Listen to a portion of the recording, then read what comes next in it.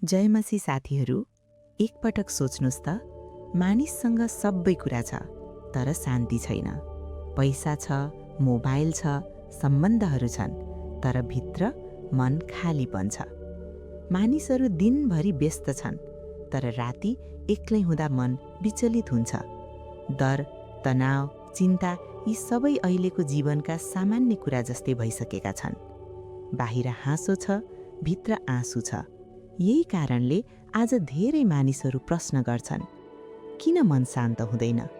किन जीवनमा सन्तुष्टि छैन? यदि तपाईँ साँचो शान्ति खोज्दै हुनुहुन्छ भने कमेन्टमा आमीन लेख्नुहोस्। वास्तवमा दैनिक प्रार्थनाको महत्त्व के हो त? मानिसले किन प्रार्थना गर्नुपर्छ? किन परमप्रभुको महिमा र आराधना गर्नुपर्छ त? यसको उत्तर केवल विश्वासी भएकै कारण कसैलाई देखाउनका लागि मात्र होइन, यो जीवनको गहिरो आवश्यकता हो। प्रार्थना भनेको केवल शब्द होइन, यो परमेश्वरसँगको सम्बन्ध हो। जब तपाईँ प्रार्थना गर्नुहुन्छ, तपाईँ एक्लै हुनुहुन्न, तपाईँ आफ्नो सृष्टिकर्तासँग कुरा गरिरहनु भएको हुन्छ।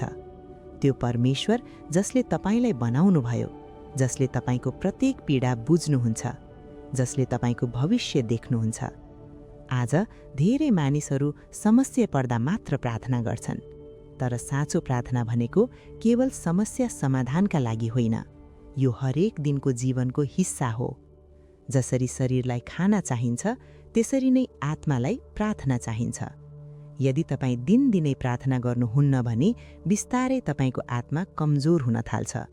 चिन्ता बढ्छ, डर बढ्छ र नकारात्मक सोच हावी हुन्छ। तर जब तपाईँ दैनिक रूपमा प्रार्थना गर्नुहुन्छ, तपाईँको भित्र एउटा नयाँ शक्ति आउँछ, शान्ति, धैर्यता र आशा। अर्को कुरा, हामी विश्वासीहरूले परमेश्वरको आराधना किन गर्नुपर्छ? आराधना भनेको परमेश्वरलाई धन्यवाद दिनु हो, उहाँको महिमा गाउनु हो। यो केवल गीत गाउनु होइन, यो तपाईँको हृदयको अवस्था हो। जब तपाईँ आराधना गर्नुहुन्छ, तपाईँ आफ्नो ध्यान समस्याबाट हटाएर परमेश्वरमा केन्द्रित गर्नुहुन्छ।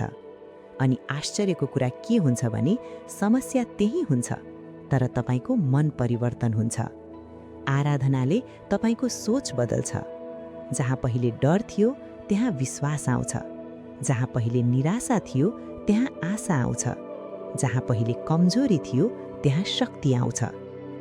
साथीहरू, आखिर किन परमेश्वरको महिमा गर्नुपर्छ त? किनभने उहाँ केवल एउटा ऐतिहासिक व्यक्ति होइन, उहाँ जीवित परमेश्वर हुनुहुन्छ। उहाँले तपाईँको लागि प्रेम देखाउनुभयो, तपाईँको पीडा बुझ्नुभयो, तपाईँको पापको लागि बलिदान दिनुभयो। जब तपाईँ उहाँको महिमा गर्नुहुन्छ, तपाईँ उहाँको महानता सम्झनुहुन्छ। अनि जब तपाईँ उहाँको महानता सम्झनुहुन्छ, तपाईँको समस्या सानो देखिन थाल्छ। दैनिक प्रार्थना र आराधना बिना जीवन किन अधुरो हुन्छ? किनभने मानिस केवल शरीर होइन, आत्मा पनि हो। यदि तपाईँले शरीरको ख्याल राख्नुभयो तर आत्मालाई बेवास्ता गर्नुभयो भने तपाईँ कहिल्यै पूर्ण सन्तुष्ट हुन सक्नुहुन्न। आज धेरै मानिसहरू बाहिरबाट सफल छन्, तर भित्रबाट खाली छन्। किनकि उनीहरूले आत्माको आवश्यकता बुझेनन्।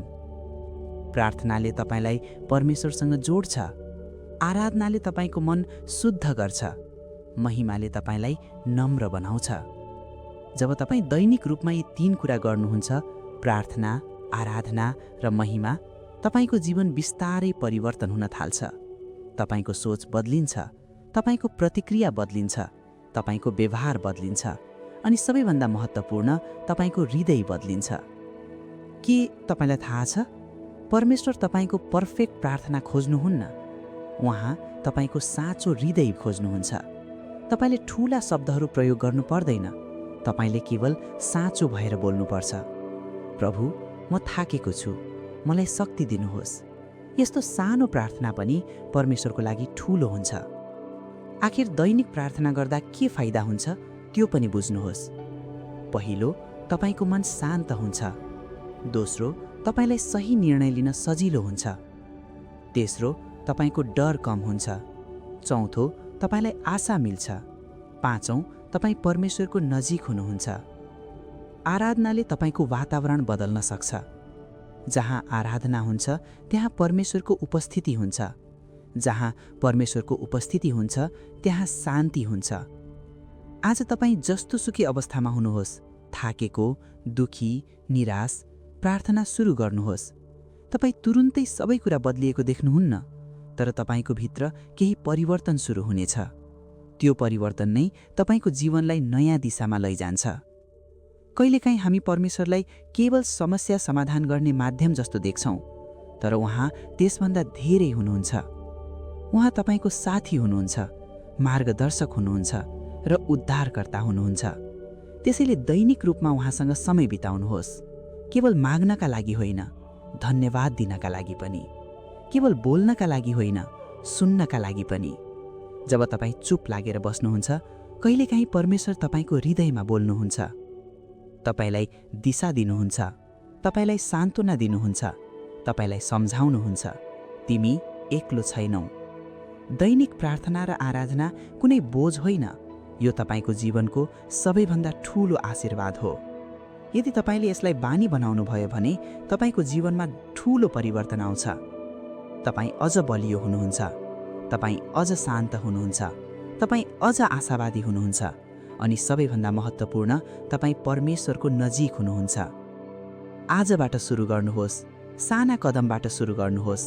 5 मिनट प्रार्थना गर्नुहोस्, एउटा सानो आराधना गीत गाउनुहोस्, एक धन्यवाद दिनुहोस्। यही साना कुराहरूले तपाईको जीवन बदल्न सुरु गर्छन्। किनभने जब तपाईँ जीवित प्रभुलाई आफ्नो जीवनको केन्द्र बनाउनुहुन्छ, सबै कुरा बिस्तारै सही ठाउँमा बस्न थाल्छ। तपाईको समस्या तुरुन्तै हराउँदैन, तर तपाईँ तिनलाई सामना गर्न सक्नुहुन्छ। तपाईको पीडा तुरुन्तै समाप्त हुँदैन, तर तपाईलाई त्यसमा शान्ति मिल्छ। त्यसैले प्रार्थना गर्नुहोस्, आराधना गर्नुहोस्, महिमा गाउनुहोस् र आफ्नो जीवनलाई परमेश्वरको हातमा दिनुहोस्। यदि तपाईले आजदेखि दैनिक प्रार्थना सुरु गर्न चाहनुहुन्छ भने कमेन्टमा म आजदेखि सुरु गर्छु लेख्नुहोस्।